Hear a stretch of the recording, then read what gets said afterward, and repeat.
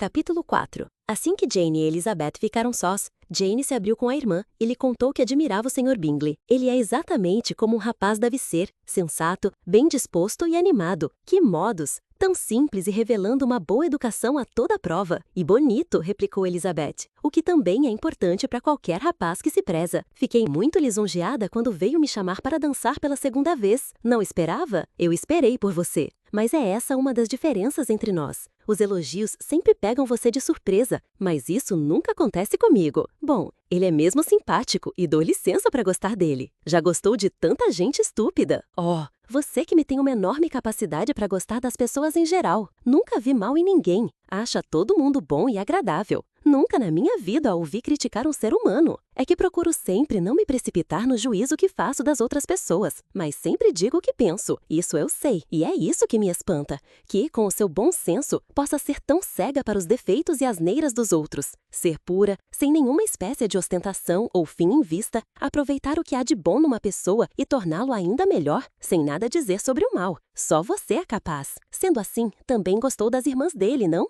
Na maneira de ser se parecem pouco com ele. Tem razão, mas só no começo. Quando se inicia uma conversa, tornam-se bastante agradáveis. A senhorita Bingley vem viver com o irmão e cuidará da casa. Se eu não estiver equivocada, vamos ter uma vizinha encantadora. Lizzie escutou em silêncio, mas não ficou convencida. A atitude delas no baile não correspondia exatamente àquela que seria de se esperar de alguém que desejasse agradar. Dotada de um sentido de observação mais apurado e de um temperamento menos dócil do que a irmã, além de um espírito crítico e impessoal demais para se deixar arrastar por simpatias, Elizabeth sentia-se pouco disposta a acolhê-las de braços abertos. Eram pessoas delicadas, divertidas e dotadas de vivacidade. Pareciam agradáveis quando queriam, mas eram orgulhosas e presunçosas. O fato de pertencerem a uma respeitável família do norte da Inglaterra ocorria-lhes mais frequentemente à memória do que o fato de terem enriquecido por meio do comércio. O Sr. Bingley herdara do pai bens no valor de 100.000 libras, com os quais tinha intenção de comprar uma propriedade, mas não viveu o suficiente para concretizar o plano. O filho comungava da mesma ideia e por várias vezes escolheu um lugar, mas estava no momento provido de uma boa casa e gozando da liberdade de fazer o que melhor lhe aprovesse. Havia quem, entre os mais familiarizados com a brandura do seu caráter, não duvidasse de que ele acabaria o resto dos seus dias em Netherfield, deixando a aquisição da propriedade ao cuidado da geração seguinte. Suas irmãs desejavam muito que ele se tornasse logo dono de propriedades imensas, mas, embora agora ele não passasse de um simples locatário,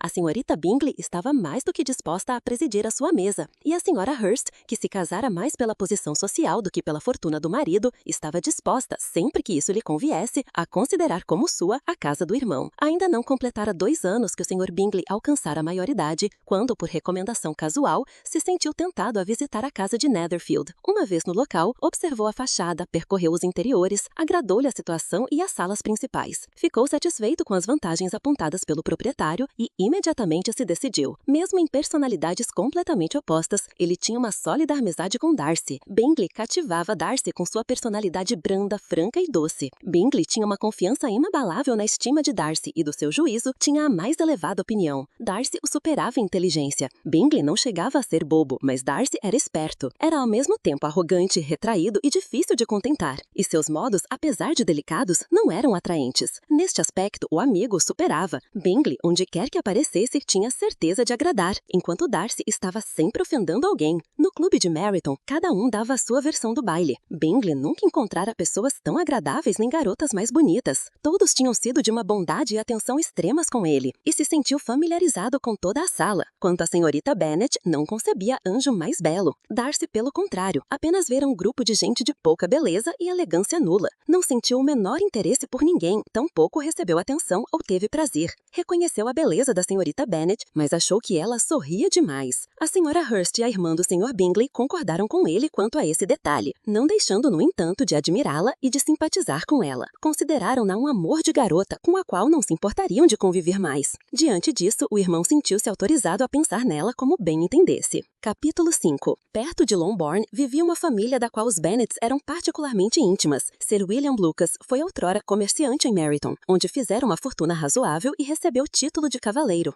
graças a um discurso que proferiu ao rei quando foi prefeito. O título o impressionou demais. Perdeu o gosto pelo negócio e pela sua residência na pequena vila de Passagem. Abandonou ambos e se mudou com a família para uma casa a 1,5 km de distância de Meryton, onde poderia entregar-se ao pleno gozo da sua importância. Livre dos negócios, ocupava-se unicamente em ser delicado com as pessoas. Mesmo maravilhado com sua nova condição, não se tornou altivo. Ao contrário, se desmanchava em atenções com todo mundo. Inofensivo, amistoso e prestativo, sua apresentação em St. James se tornou cortês. Mesmo sendo uma boa mulher, Lady Lucas não era suficientemente esperta para se tornar uma vizinha preciosa para a senhora Bennet. Tinham vários filhos. A mais velha, uma garota sensata e inteligente de 27 anos de idade, era amiga íntima de Elizabeth. Que as garotas Lucas e Bennet se reunissem para falar sobre o baile era absolutamente indispensável. Logo na manhã seguinte, as primeiras apareceram em Longbourn para ouvir e contar. "Você começou bem a noite, Charlotte", disse a senhora Bennet para a senhorita Lucas. "Sim, mas indo mais adiante, ele agradou mais a segunda. Oh, falas da Jane, suponho, ele por ter dançado 2 vezes com ela. Talvez este seja um sinal de que a lhe agradou. Contaram algo a esse respeito, mas não me recordo bem. Algo a ver com o Sr. Robinson. A senhora se refere talvez à conversa que ouvi entre ele e o Sr. Robinson? O Sr. Robinson lhe perguntou qual a opinião dele sobre as nossas festas em Meryton, se não achava que havia grande número de garotas bonitas na sala, e qual delas ele considerava a mais bonita. Ele imediatamente respondeu: "Oh, a mais velha das senhoritas Bennet, sem sombra de dúvidas. Não existem 2 opiniões sobre tal assunto. Palavra de honra." Bom, foi bastante categórico, na verdade. Quase como se, mas pode não levar a nada, sabe? Sei lá eu. "As minhas bisbilhoteiras foram mais certeiras do que as suas, Elisa", afirmou Charlotte. "Ouvir o Sr. Darcy não é tão agradável quanto ouvir o amigo dele, não acha? Pobre Elisa, não passar de razoável. Agradeço se não enfiar na cabeça de Lizzie a ideia de se sentir incomodada pela falta de tato dele,